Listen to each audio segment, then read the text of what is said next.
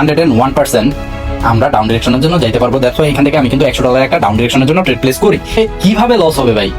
লসের তো কোনো প্রশ্নই দেখি না আমি। 100% শিওর শর্ট ইন্ডিকেটরটা 70 টাচ করে তখনই কিন্তু আমরা কনফার্মেশন পাই যে এখান থেকে আপনারা যদি এই ক্যান্ডেলটা নাও হইতো তারপরেও আপনারা ডাউন ডিরেকশনের জন্য যাইতে পারতেন। আজকে আমি এমন একটা স্ট্র্যাটেজির কথা বলবো যেটা একদম যারা ট্রেডিং এর টল বোঝে না তারাও এই স্ট্র্যাটেজিটা যদি ফলো করে তাহলে ইনশাল্লাহ প্রফিট করতে পারবেন। আসসালামু আলাইকুম, সবার কি অবস্থা? আশা করি সবাই ভালো আছেন। আজকে আমি এমন একটা স্ট্র্যাটেজির কথা বলবো যেটা একদম যারা ট্রেডিং এর টল বোঝে না তারাও এই স্ট্র্যাটেজিটা যদি ফলো করে তাহলে ইনশাল্লাহ প্রফিট করতে পারবেন। তো আমরা প্রথমে মার্কেটে ঢুকি। মার্কেটে ঢোকার পরে আমরা যেই দুইটা জিনিস আমাদের আগে লাগবে সেটা হচ্ছে আমি প্রিভিয়াস ভিডিওতে দেখাইছি। আমাদের লাগবে একটা RSI ইন্ডিকেটর আর একটা হচ্ছে মুভিং অ্যাভারেজ।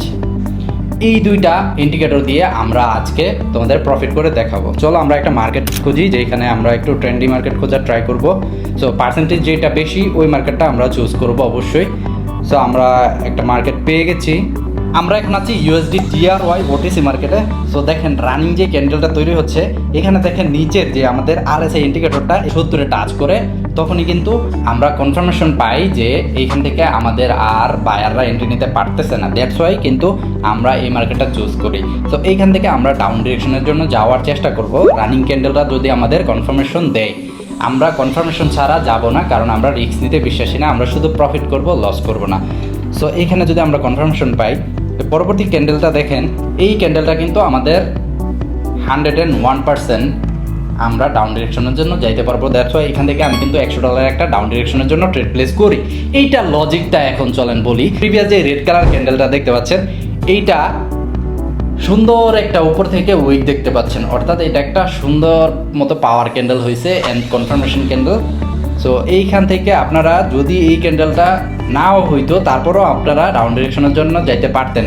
কারণ দেখেন পিছনের যে আমাদের নিচে যে RSI ইন্ডিকেটরটা আছে, ইন্ডিকেটর কিন্তু বলতেছে যে মার্কেট এখন ওভারবট, অর্থাৎ আর বাই করতে পারতেছে না, এখন সেলারের দিকে যাবে। দ্যাটস ওয়াই এখান থেকে কিন্তু আমরা আরও বেশি কনফার্মেশন পাই রেড কালার ক্যান্ডেলটার কারণে।